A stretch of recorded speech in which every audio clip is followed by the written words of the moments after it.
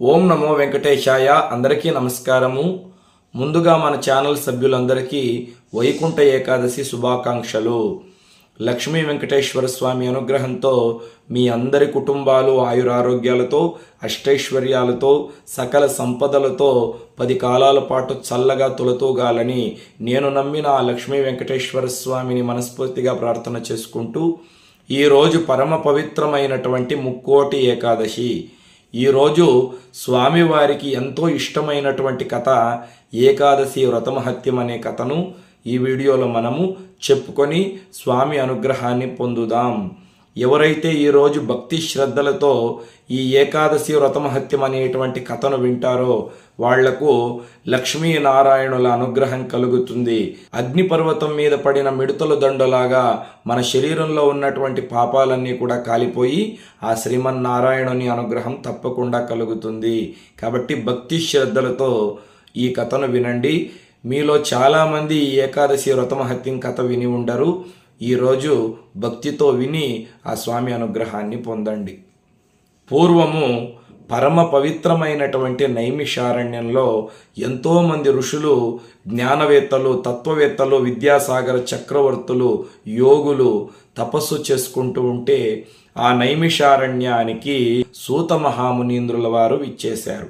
అప్పుడు శౌనకాది మహర్షులు వెళ్ళి ఆ సూత మహర్షిని తీసుకొని వచ్చి భక్తి శ్రద్ధలతో పూజించి ఒక ఆసనం మీద కూర్చోబెట్టి చేతులు కట్టుకొని, ఓ సూత మహర్షి, ఈరోజు మీరు మాకు ఏకాదశి వ్రతమహత్యం గురించి చెప్పండి, మేము విని తరిస్తాము అంటే పరమ పవిత్రమైన ఏకాదశి వ్రతమహత్యాన్ని సూత మహర్షి శౌనకాది మహర్షులకు చెప్పాడు. నేను మీ అందరికీ చెప్తూ ఉన్నాను.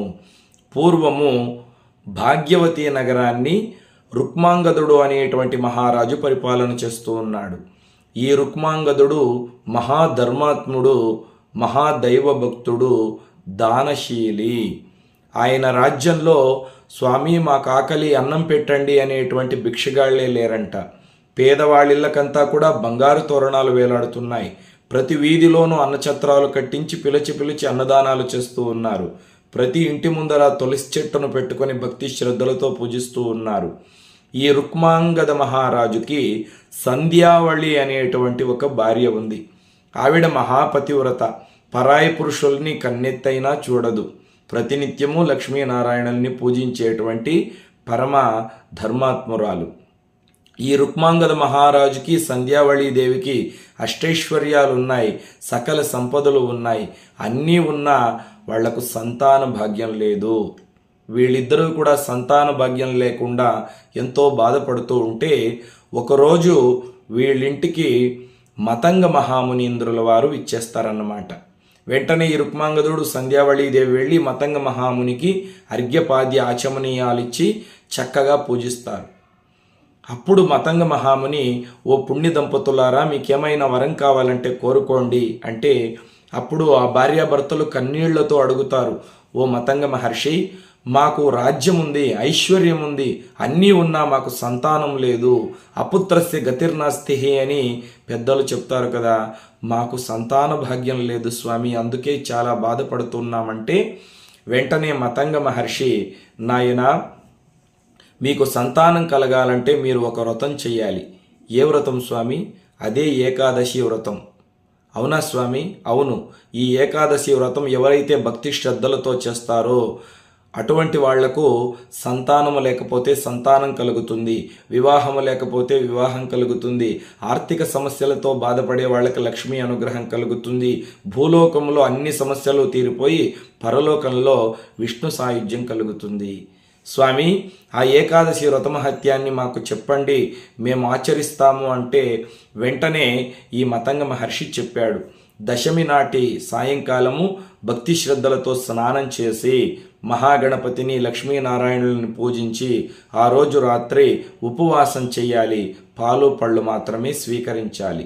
ఆ రోజు రాత్రి బ్రహ్మచర్యాన్ని పాటించి భూశయనం అంటే నేల మీద పడుకొని ఏకాదశి రోజు ఉదయం బ్రాహ్మీ ముహూర్తంలోనే నిద్రలేచి చక్కగా శుచిర్భూతులై కాలకృత్యాల్ని తీర్చుకొని చక్కగా స్నానం చేసి ఆ తర్వాత పూజా మందిరంలో ముందుగా మహాగణపతిని గాని విశ్వక్సేనుని గాని పూజించి లక్ష్మీనారాయణులకు చక్కగా షోడశోపచార పూజ చేసి తులసీ దళాలతో శ్రీమన్నారాయణుణ్ణి కుంకుమతో లక్ష్మీదేవిని పూజించి వాళ్లకు చక్కగా నైవేద్యము పెట్టి ధూపదీపాలతో స్వామిని అర్చించి స్తోత్రాలు పారాయణ చేసుకొని ఆ రోజంతా ఉపవాసం చెయ్యాలి.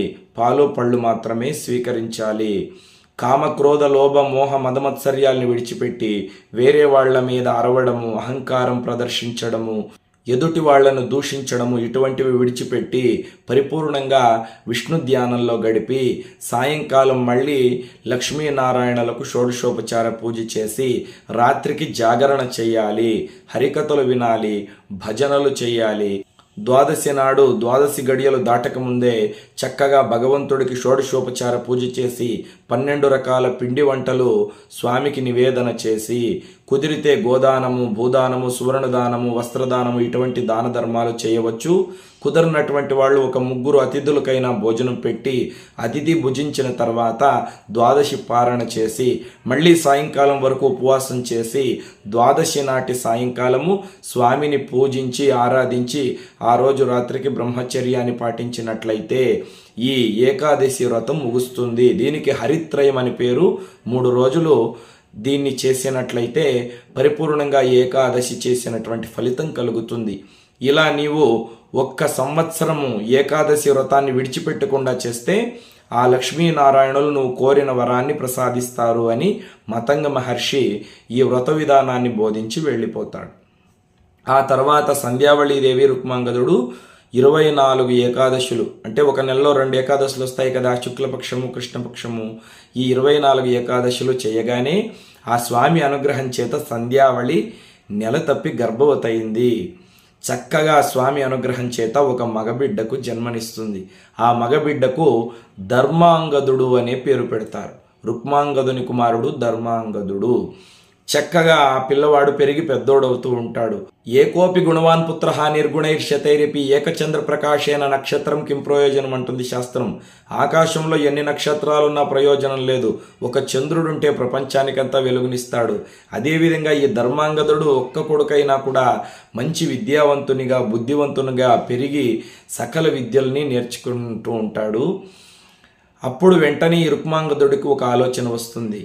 ఈ ఏకాదశి వ్రతం నేను ఒకడే చేసి నేనొకడే వైకుంఠానికి వెళితే ఏం బాగుంటుంది, నా రాజ్యంలో ఉన్నటువంటి ప్రజలందరూ ఈ వ్రతాన్ని చేసి వాళ్ళందరూ విష్ణు అనుగ్రహం పొందాలని చెప్పి దండోర వేయిస్తాడు.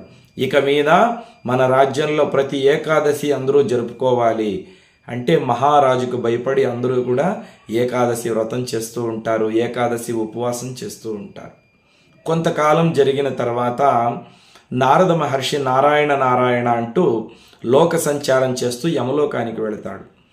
నారద మహర్షి నారాయణ నారాయణ అని యమలోకంలో ప్రవేశించగానే అందరూ నమస్కారం చేశారు. యమధర్మరాజు కూడా నారదుణ్ణి గౌరవించి పూజించి సత్కరించాడు. నారద మహర్షి అంటాడు, ఏమి యమధర్మరాజా, ఏదో చింతాక్రాంతుడివై ఉన్నావు. ఏమీ లేదు నారద మహర్షి, పాపాత్ముల్ని శిక్షించేటువంటి కర్తవ్యాన్ని త్రిమూర్తులు నాకు అప్పగించారు కదా. అవును, ఎంతోమంది పాపాత్ముల్ని శిక్షిస్తూ ఉన్నాను, కానీ ఈ మధ్యన మా యమలోకానికి పాపాత్ములే సరిగ్గా రావడం లేదు. ఇక ఆ రుక్మాంగద మహారాజు ఉన్నటువంటి రాజ్యం నుండి ఒక్కరు కూడా మా యమలోకానికి రావడం లేదు. కారణం ఏమంటారు మునీంద్ర అంటే నారద మహర్షి అన్నాడు, ఆ రుక్మాంగదుడు అనే మహారాజు రాజ్యంలో అందరూ ఏకాదశి వ్రతం చేస్తూ ఉన్నారు. కాబట్టి వాళ్ళు మరణించగానే విష్ణులోకం నుండి విష్ణుదూతలు వచ్చి పుష్పక విమానంలో వాళ్ళను వైకుంఠానికి తీసుకొని వెళ్ళిపోతున్నారయ్యా. అవునా నారదా, ఇలా అయితే మా పరిస్థితి ఎలా? యమదూతలు పని లేకుండా ఆ కత్తులన్నీ కూడా చిలుము పట్టి సోమరిపోతులుగా అయిపోతున్నారు. ఇప్పుడు ఎలా స్వామి? రుక్మాంగదుడొకడు ఏకాదశి వ్రతం చేసుకుంటే ఎటువంటి నష్టము లేదు. అందరూ ఈ వ్రతాన్ని చేసి అందరూ వైకుంఠానికి వెళితే మా యమలోకంలో మా యమదూతలకు పని ఎట్లా?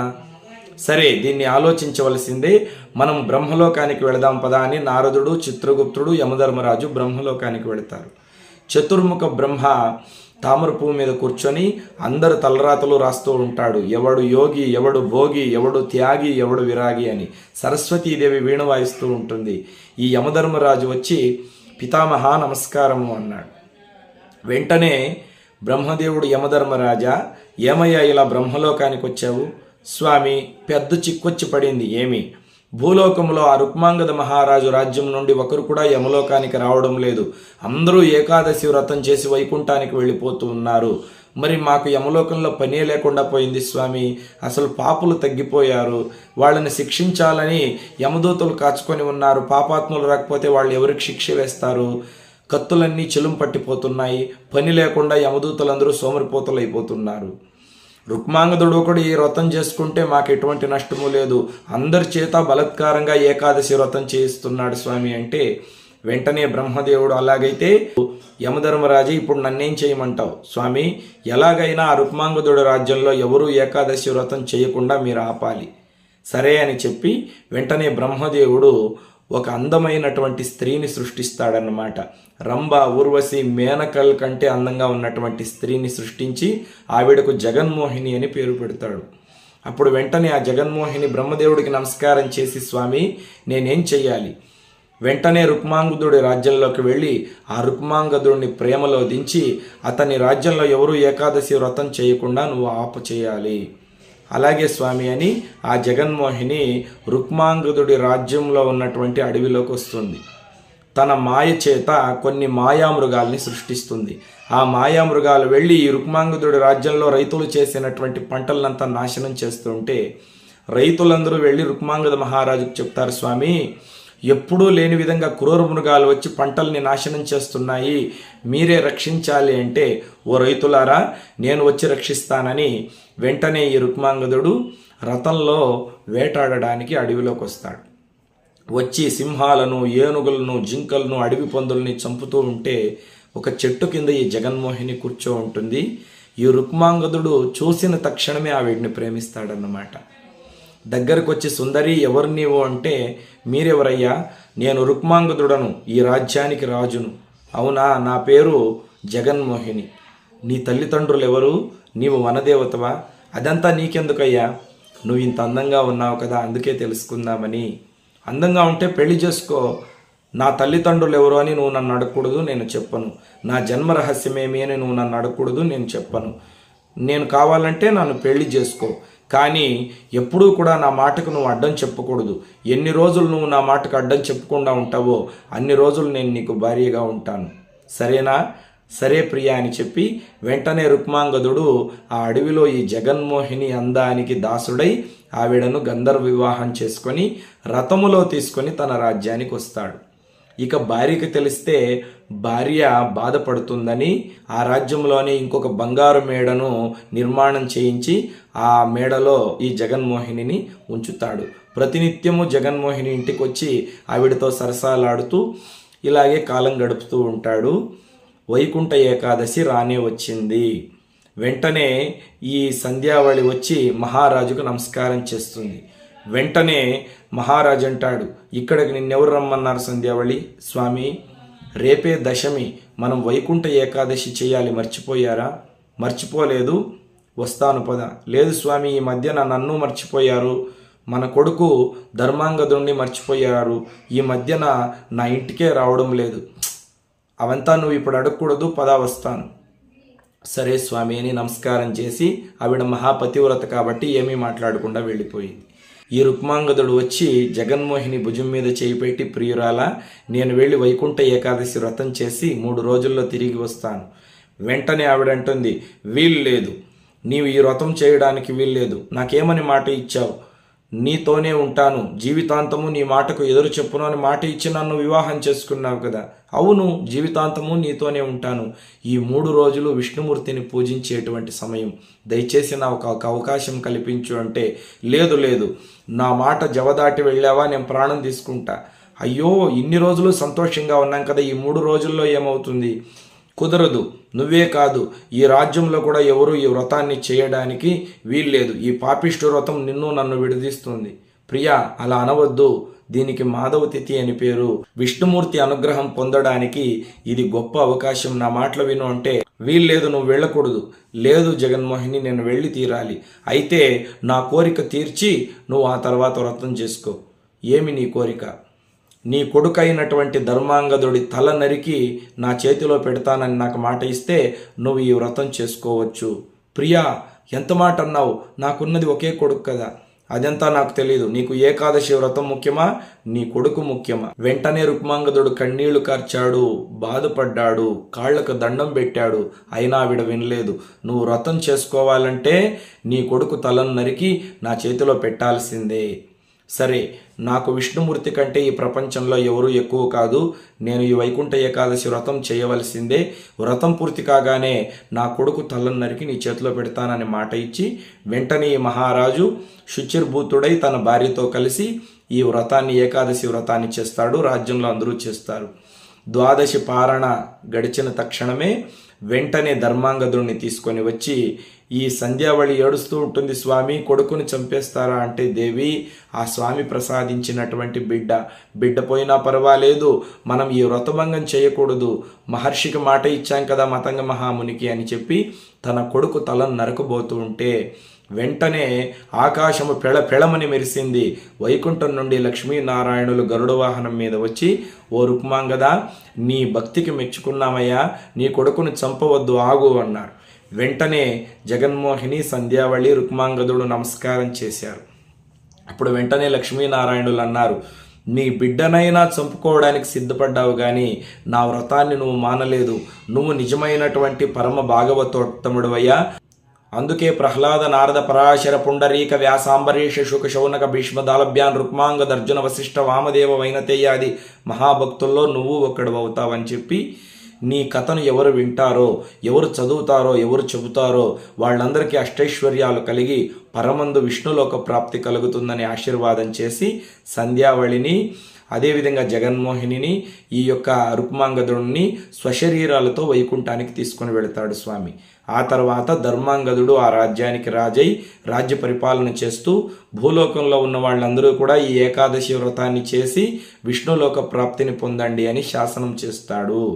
కాబట్టి ఎన్ని కష్టాలు వచ్చినా, ఎన్ని సమస్యలు వచ్చినా ఈ వైకుంఠ ఏకాదశి వ్రతాన్ని భక్తి శ్రద్ధలతో ఆచరించినటువంటి వాళ్లకు లక్ష్మీనారాయణుల పరిపూర్ణమైన అనుగ్రహం కలుగుతుంది.